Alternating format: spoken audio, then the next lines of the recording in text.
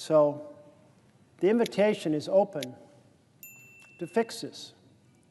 We have laid out a bill, a continuing resolution, that fixes it. So I invite my colleagues, come and join us and vote for the bill, or at least have your leadership come and sit down and negotiate over this bill. Because maybe you have insights, maybe we can find adjustments and do the right thing for America and fix this healthcare mess. I don't think that it's good policy to have created this mess. I certainly don't think it's good politics to have created this mess. So we'll help you out of that hole. Let's fix this for the American people. Do the best what's right for the American people. And certainly one of the groups that will be very happy for us to address this are the businesses, the small businesses on Main Street. When those small businesses come in and say Main Street is now Payne Street because of the tariffs and because of the attack on health care, you've got a whole lot of stalwart community members who are speaking the truth to power. They're coming to us and saying, here's the situation, here's what I'll have to pay, here's how so much more. One of the entrepreneurs yesterday, the business owners, said he had, if I believe he said he had 4 employees, then he talked to at least 3 of them, and they all basically said they weren't going to buy insurance, not at this double the rate. They were going to take the risk, the gamble, that they would not get sick. And maybe they'll be lucky. Like any other gamble, maybe the dice will roll in their favor. Maybe next year they'll buy insurance, and maybe that'll be the year that they need health care and they'll have insurance to pay for it.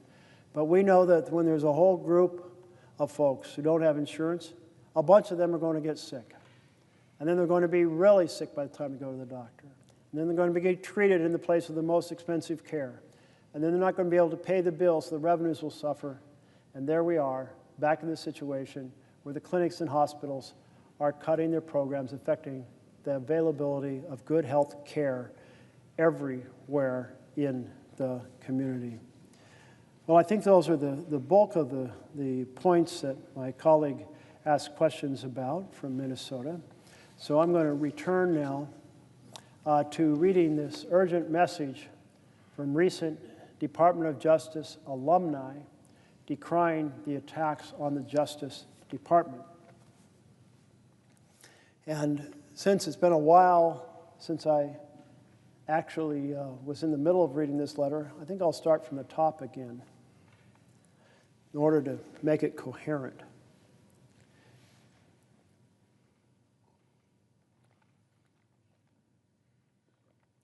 We are 282 former career employees who proudly served our country at the Department of Justice. From prosecutors, special agents, intelligence analysts, to immigration judges, grant managers, civil rights attorneys, and more, we all carried out our duties faithfully, regardless of who occupied the White House, until we no longer could. Each of us left the department either voluntarily or involuntarily because of actions taken by this administration.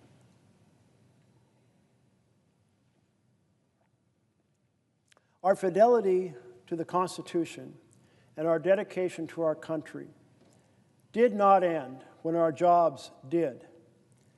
Now that we've left the department, we believe it is our duty to sound the alarm about this administration's degradation of the Departments of Justice vital work and its assault on the public servants who do it. It is incumbent on all of us to fight for the Justice Department before it's too late. Just as I've come to the floor to ring the alarm bells about authoritarian control taking over America, here are these employees from the Department of Justice in this letter are saying they are ringing the alarm bells before it's too late. Let's find out what they have to say. The next paragraph goes, Department of Justice's mission, DOJ's mission, is to, quote, to uphold the rule of law, to keep our country safe, and to protect civil rights. It's failing on all three fronts. The Justice Department cannot uphold the rule of law when it carries out the President's retribution campaign and protects his allies, violates court orders, evades due process requirements, directs attorneys to violate their ethical responsibilities, and fire its employees without notice or cause in violation of civil service laws. It also cannot keep our country safe when it ousts FBI employees, prosecutors, national security experts, and ATF officials, shelters offices that prevent community violence, shutters offices that prevent community violence, and dismantles drug trafficking operations, purges the attorneys who enforce laws that protect the environment, and shifts highly trained special agents away from counterintelligence and counterterrorism.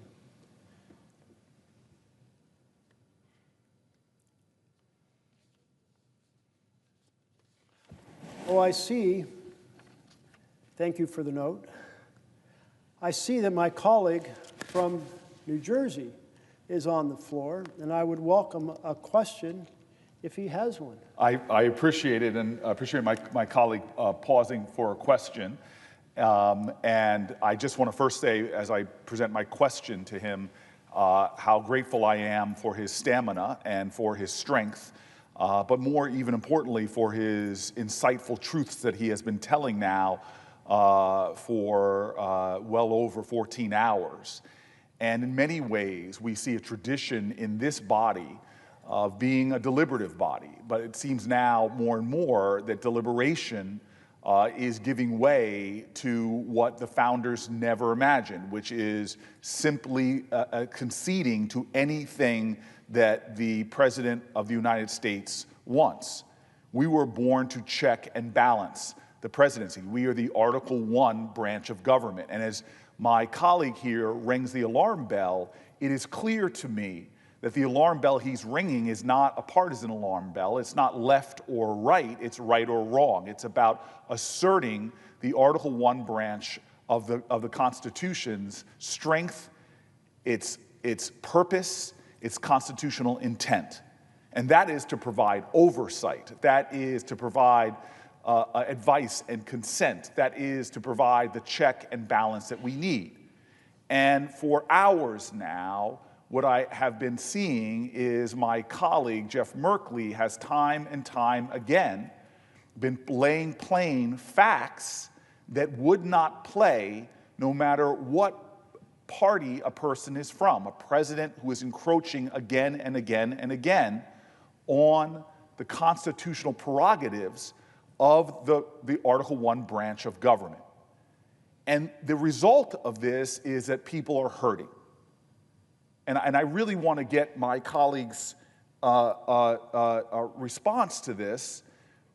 The fact is, right now, you have a president not going through Congress, not working with Congress, but undermining congressional intent by gutting and cutting programs, gutting and cutting agencies, gutting and cutting bipartisan approved resources for our states in ways that threaten and undermine the well-being of Americans. We see him approving a tariff policy, not one that has gone through this body. In fact, I would say not one that people in this body would even agree on, that is hurting American farmers, that is driving them to their knees. They want trade, not aid.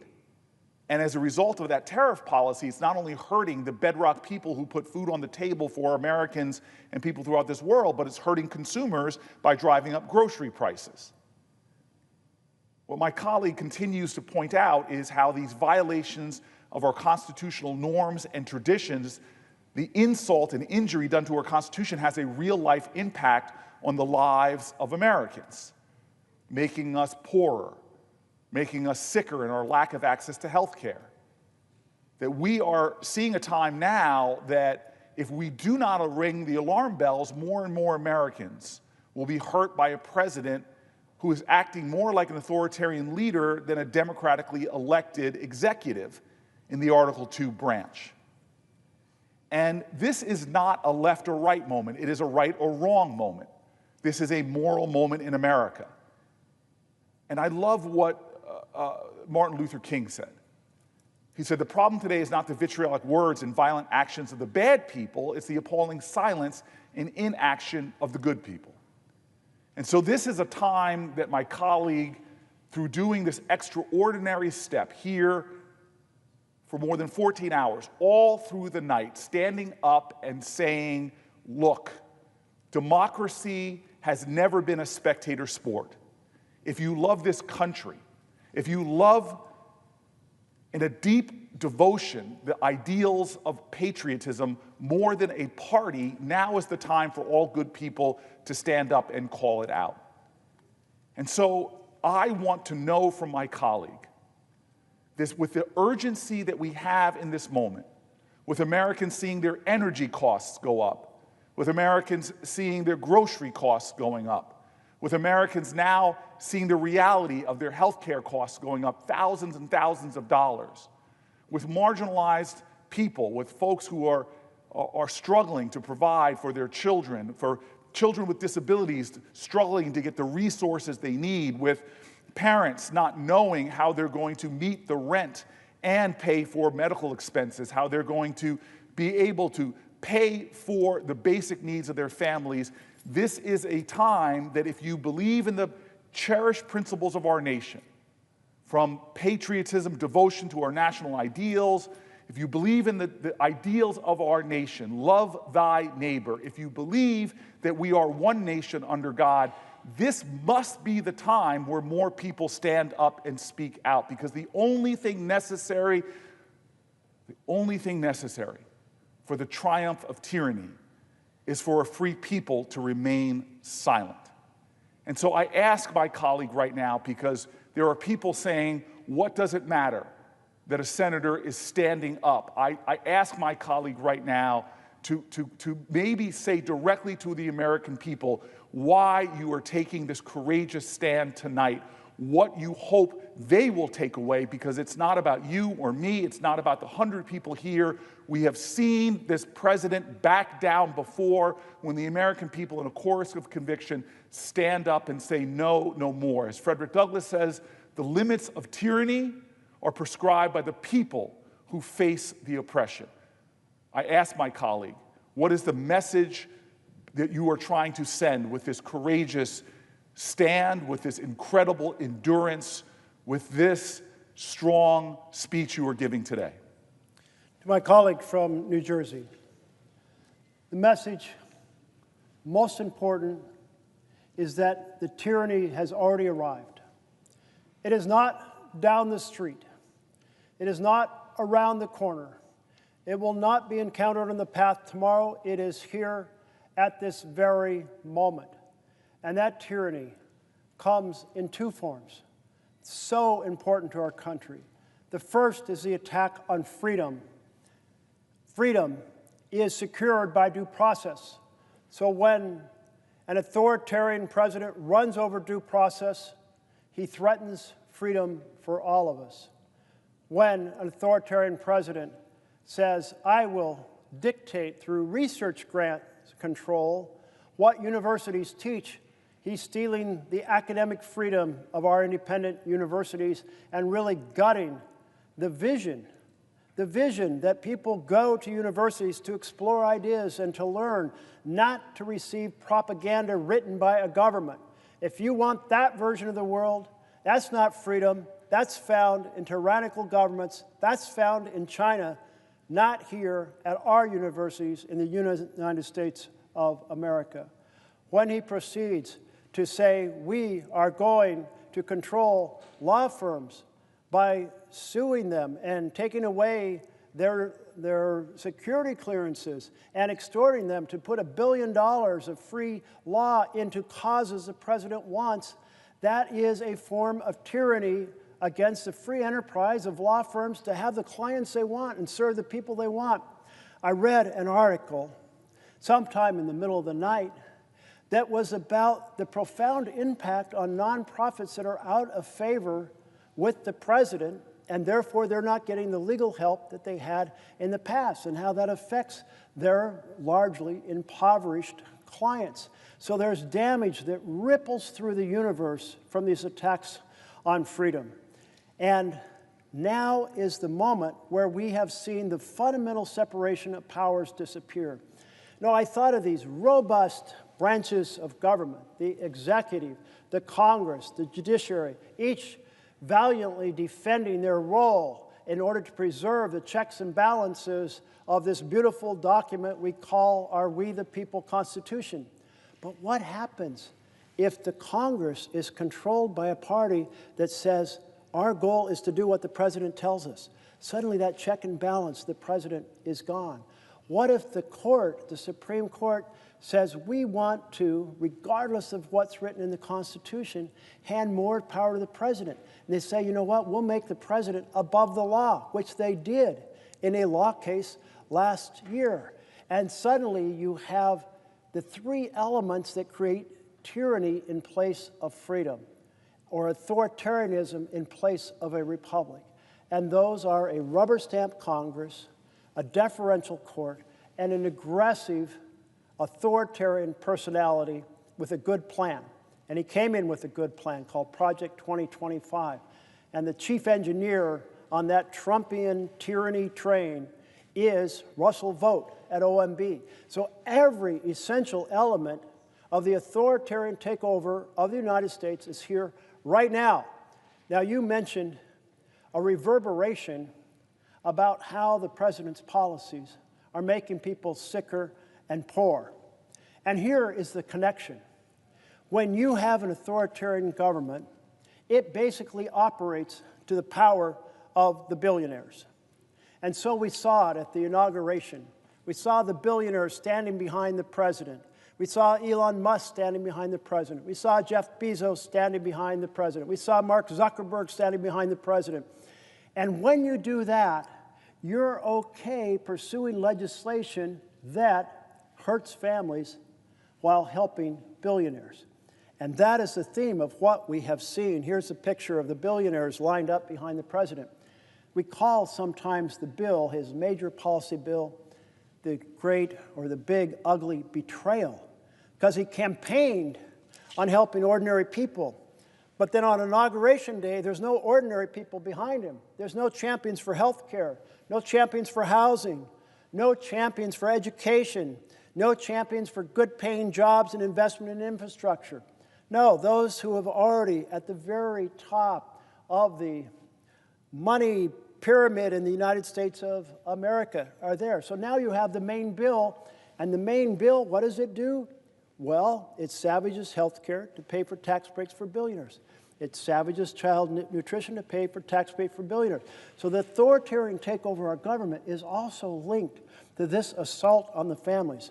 As you said, groceries are going up. The president's employing tariffs that drive up the cost of groceries. If he was looking to help families, he wouldn't choose to do tariffs that drive up the cost of families. And in fact, the president doesn't even have authority under the law to do tariffs to begin with, which he just took it because that's what authoritarians do until the courts stop him. And the courts, moving slowly, have not acted. And you mentioned health care costs going up. Well, I don't know about what the new costs are in your state of New Jersey. In Oregon, the projection was a 68% increase in costs on the exchange. But nationwide, 114% average, meaning Oregon, well, as much as we're shocked by 68% inflation in health care policies, well, nationally, it's more than doubling. So think of all the people who will be unable to acquire insurance. And that's just a piece of the big, ugly betrayal bill, because then you get into the fact that they gutted Medicaid, the Oregon health plan. 70% of the children in rural Oregon are on the Oregon health plan. Think of the devastation when 235,000 Oregonians are projected to lose health care. And what happens when they get sick and they don't go to the hospital because they don't have insurance? So then they get sicker, and when they do go to the hospital, it's the emergency room. And maybe the modest health problem has become a major health problem. Maybe the diabetes that easily controlled has become a foot amputation or an eye problem, an eyesight problem. Maybe the cancer has grown or spread around the body. So not only is an illness more expensive to treat, but the odds of recovery are worse, and it's being treated in the most expensive part of a hospital, the emergency room. And then, because there's no insurance to pay for it, the hospital or clinic gets less revenues, and then they have to shut down programs or shut down completely, and then we have less health care for everyone in the community. And then you mentioned utilities, and I was just fielding a question from our colleague from Minnesota, and she said, what about that $8 billion attack on energy projects in blue states? Energy projects that would produce renewable energy that often, at utility scale, is 2 cents per kilowatt hour. My bill in Oregon is fairly cheap compared to the nation. I think it's 12 to 14 cents per kilowatt hour. I'm guessing yours is a lot higher than that. So if that utility can buy energy at 2 cents per kilowatt hour, your bill's going to go down. But I'm pretty sure your bill's going up because of the policies of this administration. So if this administration was worried about families, they wouldn't have passed the big, ugly betrayal that does so much damage to families in order to fund tax breaks for billionaires, wouldn't be using tariffs in this manner, wouldn't be cutting low-cost utility projects that will lower the cost of energy. And thus, here we are, 10 months of making Americans sicker and poor. And if my colleague would ask the wrong question, because you're making such a great point, and I really hope America hears this, that these policies, these constitutional principles that we're defending here are not just arcane, idealistic things. They have a direct impact on our nation. My colleague is laying it plain. This is what should be animating everybody, is that when you attack the health care of millions of Americans, it doesn't mean you're curing disease and they're not going to have a demand for health care. The demand is still going to be there. And if they're not getting their health care reimbursed, if they're not getting preventative care, if they're not getting regular checkups, they're going to put more demand on our hospitals, which are going to make our hospitals have longer wait times in the emergency rooms, that are going to have our hospitals have less reimbursed care, and our hospitals are going to strain and buckle under that, thus driving up the costs for everyone. You make it plain, and people should hear this. When the president lies to the American people and says he's about all of the above energy costs, he's not. He's about advantaging certain energy over other energy, and it's actually the lower cost energy that he's attacking. Those projects are actually going to lower people's bills. So here he is raising the healthcare costs for everyone, hurting the hospitals that we all rely on, and driving up energy costs for everyone, and giving an advantage to our competitors like the Chinese, who are racing on energy projects in the renewable energy space. But it's even more than that, as my colleague knows. When you have boneheaded attacks on our Constitution, as opposed to going through Congress where there's deliberation and debate, you are actually raising costs in other ways too. As my colleague knows, Americans right now are seeing the investments that we make that return for the taxpayer significant returns in science and research.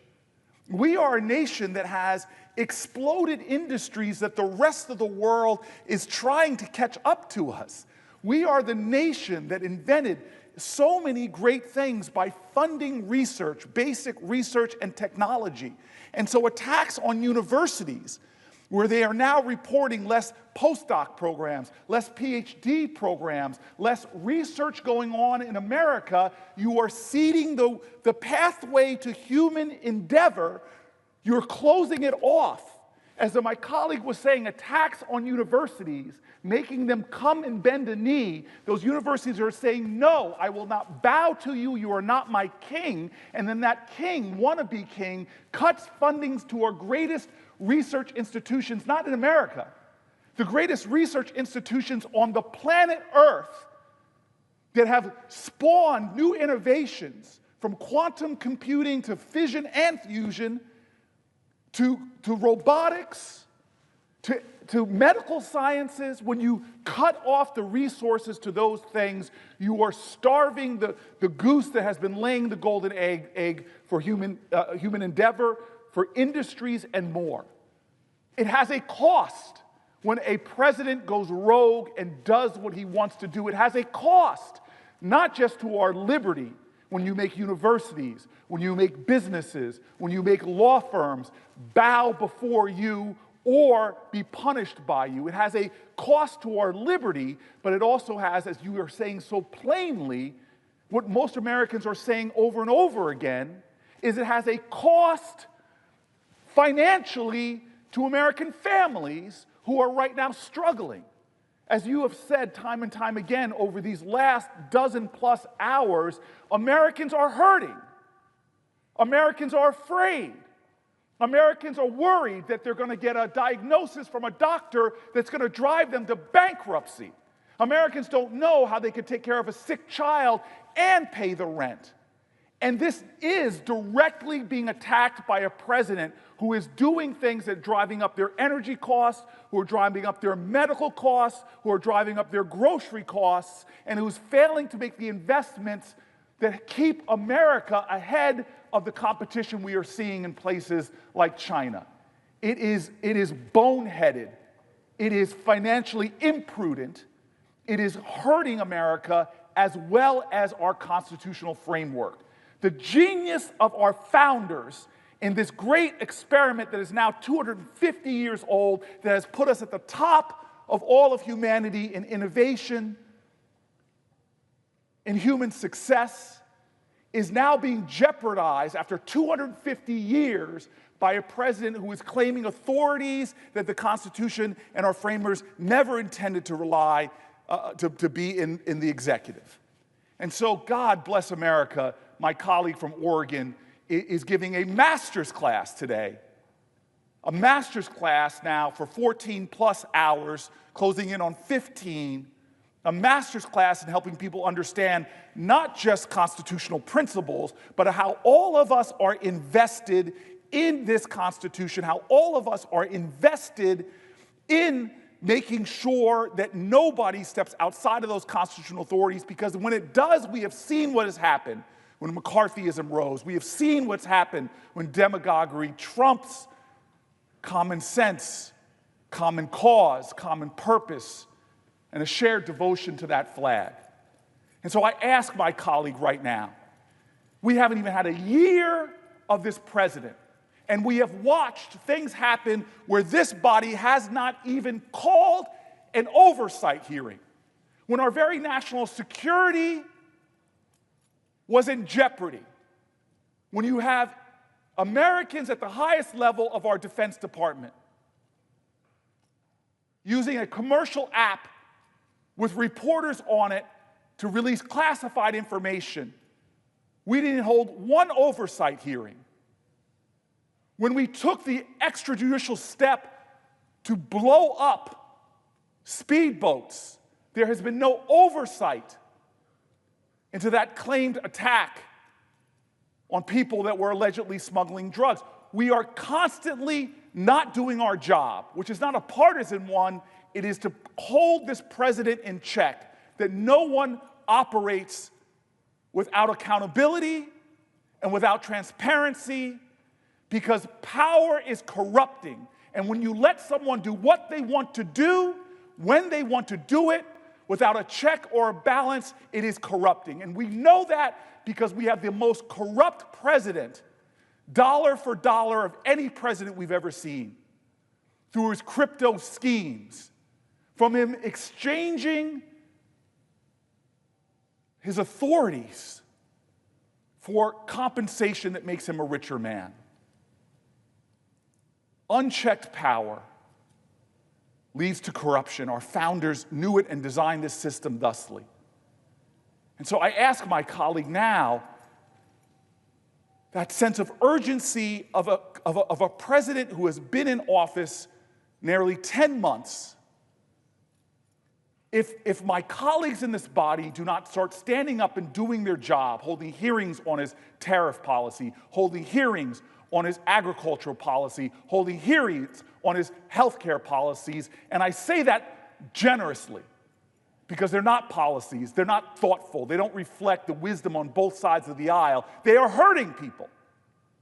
If we continue to let this president proceed unchecked, if we continue to let him flaunt the rules of our Constitution, if we continue in open eyes to do things like he is doing right now by ripping apart the White House, not going through any of the process whatsoever, that is literally contrary to the laws of what the people's house, not Donald Trump's house, the people's house, if we continue to let him go in this way without checks or balances, I ask my colleague, what are the consequences that you fear might happen in the next 10 months where this president, who wants to be an autocrat, is in the White House? The consequences of the failure of oversight are enormous. This is not one of the checks and balances people often talk about. They talk about Congress having the responsibility to define which programs will be funded and how much, under what rules they'll operate on, and the president has to execute those programs, therefore a separation of powers. And by holding on to that responsibility, we serve as a check on the effort for an authoritarian to be the force that decides which programs are funded and how much they're funded at and how much rules or what the rules will be they operate under.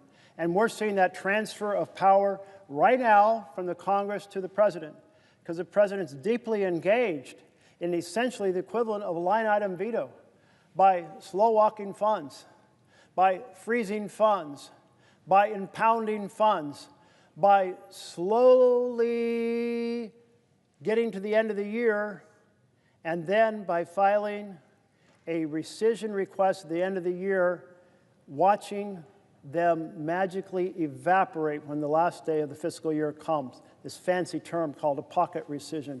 Absolutely, all of these are part of a line-item veto strategy, and the president just implementing the programs willy-nilly the way he wants, as opposed to following the instructions from Congress.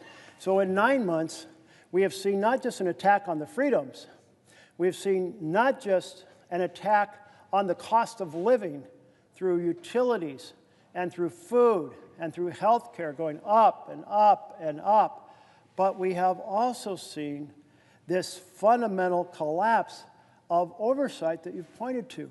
If this much damage to the checks and balances can be done from January to October, if this much damage has been done to costs that Americans experience from January to October, if this much damage can be done to American freedoms from January to October, then that next 10 months, that's amplified because the administration's in full gear now. They're not diverting attention trying to get a Secretary of Defense confirmed. They're not diverting attention trying to get the head of the FBI confirmed. No, they're in full gear now with this set of instructions that flow from this plan, Project 2025, developed by our current director of OMB, Russell Vought.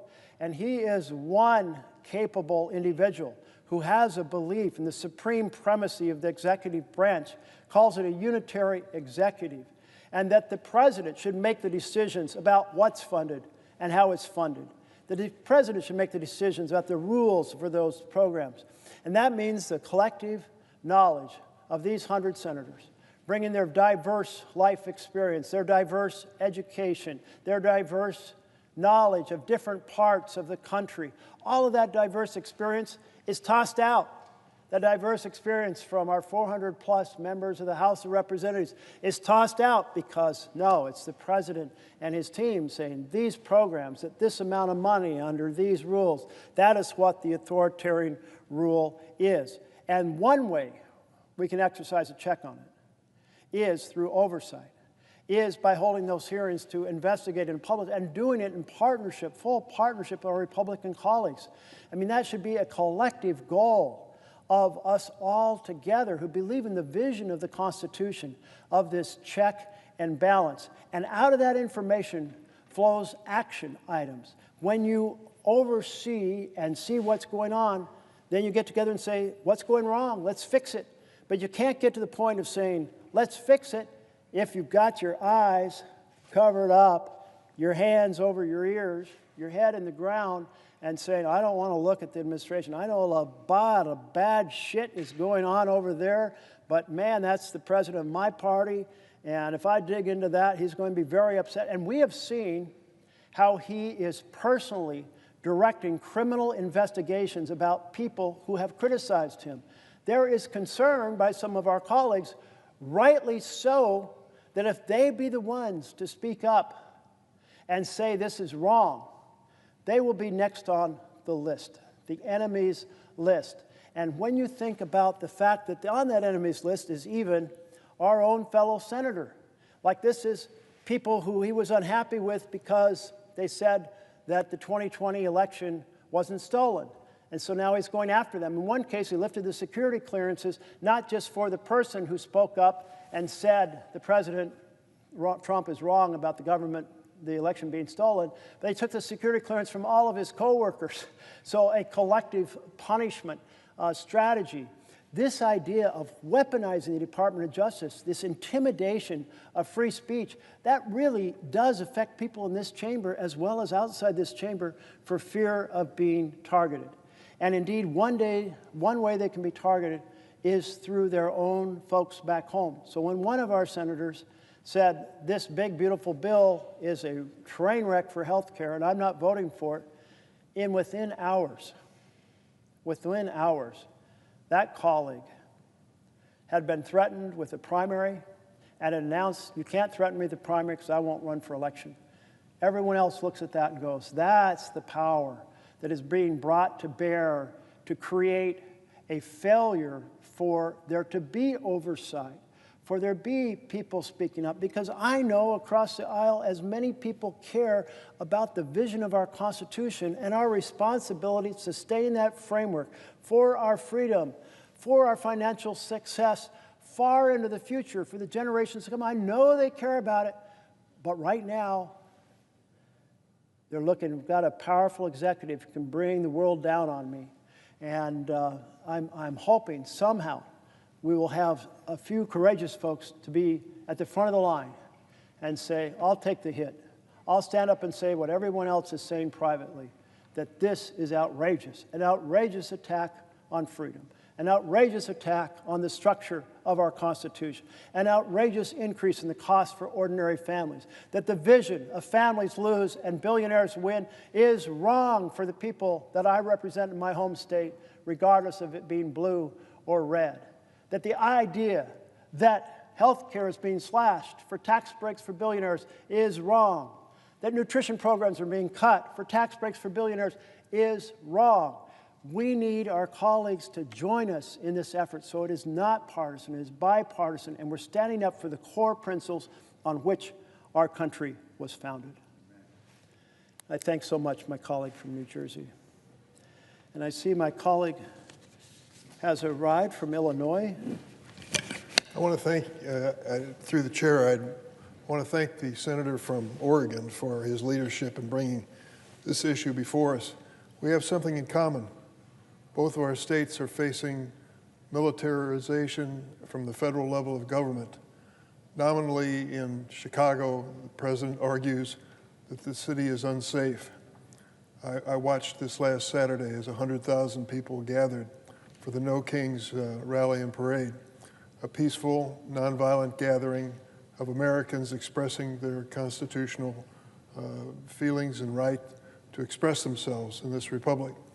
I know that you're facing the same threat in the state of Oregon, and recent court decisions seem to suggest that there's more time in the courtroom ahead. I would just say to the senator from Oregon, thank you for leading this conversation. There are so many aspects of this presidency that you could address.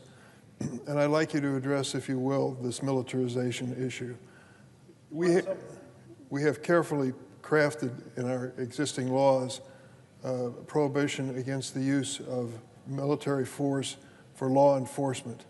It makes sense on its face because these men and women, as good as they are in National Guard units around our country, are not trained primarily in law enforcement. Theirs is a much different type of training. And secondly, to overcome state and local sources of law enforcement is a major constitutional step. And yet this president has initiated it in my state of Illinois, in your state of Oregon, and in the state of California. Would you address this aspect of your comments this morning? My colleague from Illinois, I so appreciate the question. And certainly you feel it very personally when the target of the president's militarization or the sending of the military into our states is your own state. And you see it with very clear eyes because you go and visit it and witnessed and you understand what's going on. And I know in my state, I went down and I saw these 3 women protesting outside of the ICE building. I think they had a sign, I think it had a flower on it. And since that time, what has developed are a demonstration of joy and whimsy. Joy and whimsy. And what I mean by that is I mean the protesters understood that Trump was trying to start a fight and then a riot and then have that riot be a justification for federalizing the National Guard. And so we had many steps in this process. The first is he said, I'm going to federalize the Oregon National Guard, and Oregon Attorney General appealed it, and the district attorney, not the district attorney, the district circuit judge, district judge, proceeded to say, wow, the administration's description of what's going on is untethered to the facts. This is not a rebellion. There is not an invasion, so no, you can't federalize. That's a test in the law. And a very similar decision, I think, was reached by a district judge in Illinois. And then it went to the circuit court. And the circuit court in Illinois, my understanding, is they backed up the district judge and said, yep, no rebellion, no invasion, you can't federalize. Well, in Oregon, the administration took another tack. They said, well, okay, we can't federalize the Oregon troops, but we will send in troops from Texas, or National Guard troops from Texas and California that have already been federalized. And the district judge in Oregon said, no, I'm sorry. Once federalized, it's not like you can just travel through the countryside doing whatever the hell you want. You have to have a rebellion or you have to have an invasion, and you have neither. So no, you can't come. But here is what really worries me about this. When you have an authoritarian president, they have a playbook. And that playbook was carefully crafted for this president under Project 2025. It involves so many pieces of stealing the power purse from Congress, overriding due process, attacking the power of universities and law firms, attacking the ability of free press, including lawsuits against the Wall Street Journal and pressure created against our networks on what information they can air. And an additional part of this playbook is to be able to use the military to suppress domestic dissent. And to create the path for that, you want court decisions that say it's okay, and you want the military to get accustomed to being deployed, so when you tell them to go and suppress domestic dissent, they'll do it. And so here we have the fact that the president was stopped, but there is now 2 more steps coming that I'm really worried about. One is that in California, the Ninth Circuit, a 3-panel set of judges said, you know, one of them said the district judge was just right. There is no rebellion, there is no invasion. But the other 2 said, well, you know what?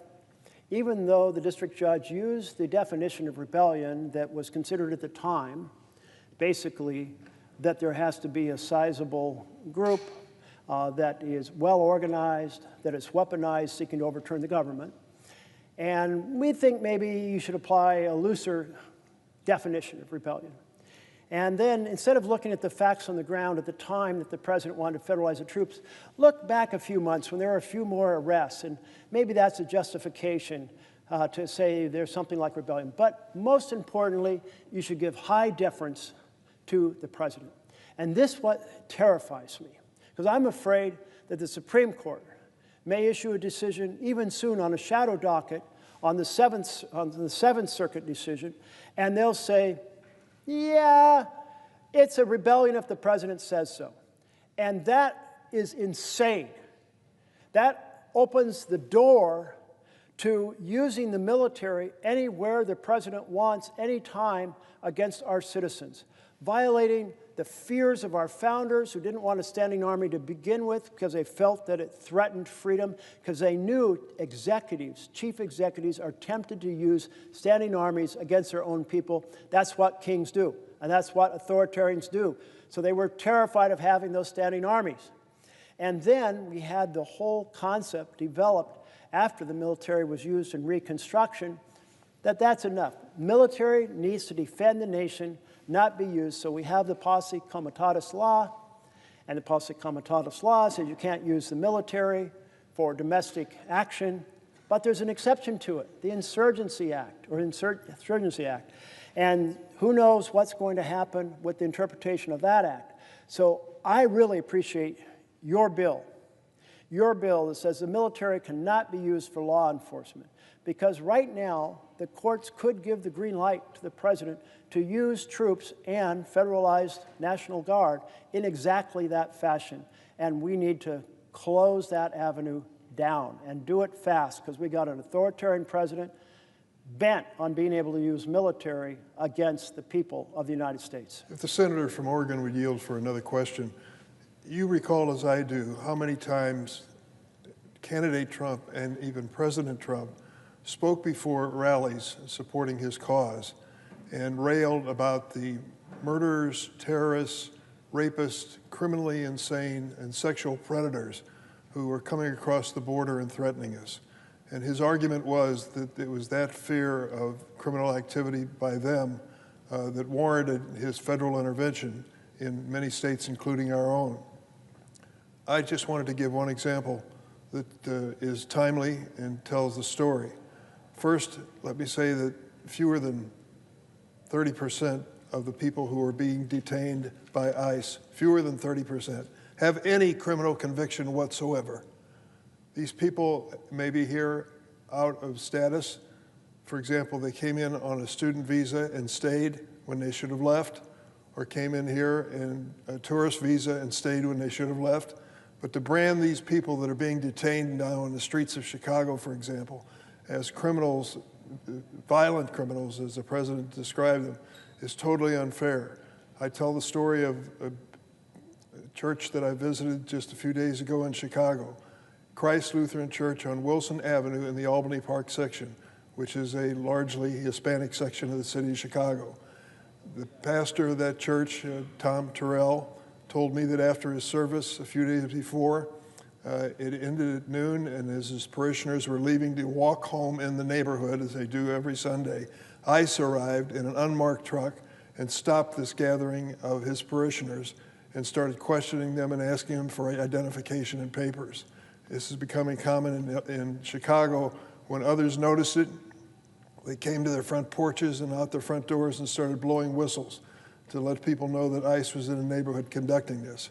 ICE panicked, and as a result of it, threw down a tear gas canister in front of these people who'd just come out of church, and then got in their unmarked vehicle and left. This kind of activity is far beyond protecting us from the most dangerous criminals who might have come across the border in times past. It is an intimidation and an effort to have people so afraid that they will either not participate in the economy, that they will not be going to church, and many of them are afraid to send their kids to school. Where is this leading and why? I'll tell you, I think you share from what you said, the senator from Oregon, my feelings that this is not the end of it. It isn't a temporary thing. It is a long-term commitment by the president to militarize neighborhoods, particularly those in blue states and cities like Chicago. And what is the purpose? Not just to spread fear, but when the election comes, which is another few months away, of course, but when the election comes, to discourage people from voting in those neighborhoods, if not disqualify them. Does that sound like an outlandish idea from a president who refused to accept the fact that he lost an election? It doesn't to me, and it becomes a reality every time I come home. This president argues that there are dangers in the streets of Chicago. 2 weeks ago, the streets were overrun by 53,000 people who didn't live in Chicago. It's called the Chicago Marathon, and they had 53,000 participants and their supporters. A calm, peaceful, quiet, great day in the history of Chicago. And for him to characterize this as a criminal city and one that needs military occupation is totally unfair and doesn't reflect the reality. This last Saturday, as I mentioned, over 100,000 people gathered without violent incident. And a reminder that cities like that that are being besmirched by the president are still solid places to live, with their challenges and problems, of course. But beyond that, it certainly doesn't merit the military presence the president is suggesting. So I'd ask the senator from Oregon, do you feel that there is a long-term plan to this militarization by the presidency? Well, to my colleague from Illinois, the answer is absolutely yes. The president, as you mentioned, campaigned on the argument that there were violent criminals and they were going to be sent home, who were here without documentation. What we have seen is a wholesale attack based on people's accent and the color of their skin. And in fact, if I understood a recent court decision, he was given some permission to continue targeting people because of their skin color or their accent. And the idea that as we go around America, and we're mostly a few generations removed from being immigrants, more recent immigrants are going to have accents, and we have worked towards the vision of being a race-neutral society, that people are now being allowed to be targeted by ICE because of their skin color. It just is, to me, a horrific embedment of discrimination. And I think that the president intends to pursue this aggressively for every moment that he possibly can, as long as he is in office, and beyond, to the degree that he can help drive future administrations. We saw it through his entire first administration. My first real involvement over the immigration began when I read a speech by our then Attorney General, who said, what we're going to do is separate the children from the parents and send the message that you don't want to come to America. And I said to my team, I'm sure I didn't read that correctly. I'm sure I didn't understand that correctly, because no American administration, not a red administration, not a blue administration, would ever deliberately harm children in order to send some political message. And a member of my team said, well, there's one way to find out. You can go down to the border. And I thought, you know, I've got this weekend free. So I went down to the border, and it's how I became the first member of Congress to go into a warehouse at the border and see that children being taken away from their parents. I will never forget this wire cage with about 8 or 9 kids in it, lined up by height because they were about to get a meal and they'd been told to line up by height. And the youngest was just knee-high to a grasshopper, you know, basically tiny little guy, maybe 4 or 5. And I could see these kids looking through the wire screen, trying to see if they could see their aunt or uncle or their father or their mother or their sister in some other cage in this big warehouse.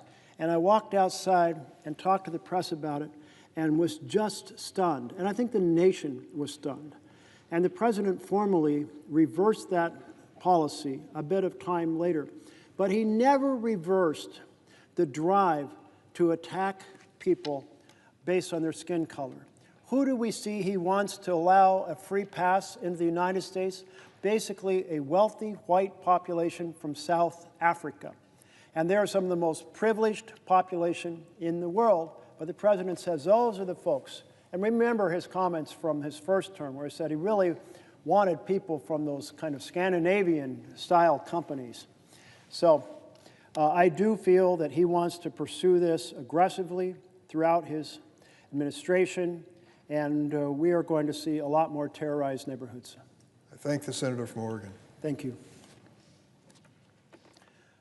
I see that my colleague from Washington State is here. Would she consider I would welcome a question if you have one. Mr. President, I rise to ask the senator from Oregon a question. I appreciate my Northwest colleague being here to bring attention to these important issues. And so much has transpired in the last few weeks, and so I just appreciate the fact that you are trying to bring part of the awareness. If we made a long list, there'd be many, many things here in this list of authoritarianism that we do not like, and appreciate you bringing specific attention, although I do find some musings that people find a bicycle protest somewhat threatening, which it's just not we're kind of famous for our bicycle events in Northwest, so don't know why somebody finds that threatening when the authoritarianism is really the threat. So, but I have been so involved with my colleague, Senator Grassley, in making a really important point, and that is the president is abusing his power on tariffs. When you think about the actions of proposing tariffs, this is exactly why people said, we don't want kings to have this authority. Why? Because it's such an important constitutional authority given to Congress. It is not something that we think that the President of the United States should have to usher in economic impact in this dramatic way. And the IEEPA tariffs, the lower courts have already said, yes, we don't think that he has this authority. He's been abusing this authority. Now he's going to try to say there's other emergency powers, and hopefully the courts will continue to do their job. But when I think about all of the things he's done, and lots of them are big issues, to me, this one, to basically wield an economic impact on the cost of affordability for Americans, for housing, for food, for transportation cost, a whole myriad of things, when it's only the authority of Congress to do this, I think of how big this economic stick is that he is wielding. So all we've said here collectively, bipartisan group of senators, is that you should, if you think these things are so great, you should come to the Congress. But the constitutional authority is that only Congress has this authority. So I think it's a very dangerous precedent. I think it, in a global economy with a lot of economic activity to be had, I don't think it's a good idea to have somebody in the office of the presidency acting as if these tariff policies are their domain. And clearly, the cost of this on goods and services, particularly those that are really, really hurting us, like I said, affordable housing and things of that nature, are really the impacts. And I don't know to what degree, sorry to say I didn't stay up with you and watch all night, so I don't know what degree you covered tariffs, but I don't know what you think about this particular point in this debate of yours about the authoritarian power and how much is being abused on tariffs. I so appreciate the question from my colleague from Washington State, and I'm heartened to hear of your work across the aisle with Senator Grassley to try to address this question of tariffs. The very first bill ever considered by the U.S. Senate was a tariff bill. So you can imagine our 13 colonies, they got their 26 senators, they're gathered in a fairly small space, and they're going, no, I want for a jug of the tariff on a jug of molasses to be this, and on sugar to be that, and so on and so forth. And over the course of 3 weeks, they reached agreement on a couple hundred products, and the one person who kept notes through this whole thing, a daily diary, got frustrated by, now we're going back to the same product we considered 3 days earlier. But in 3 weeks, they considered a whole lot. But the point is, it was Congress that was deciding the tariffs. This was an inherent power to the president. And there is no law that has delegated power to the president to do a tariff. Tariffs have been done by law. That means they are a bill that occurs here, and it is a bill that becomes the actual tariff when it's signed by a president. But the president, we've never delegated that power, and I'm not even sure if we tried to, if the court would say you could delegate it, because the court sometimes says you have responsibilities as Congress that you can't delegate. You cannot delegate the design of how much money goes to certain programs and whether or not they can be canceled. You cannot delegate that. And so here we are with this enormously destructive tariff policy.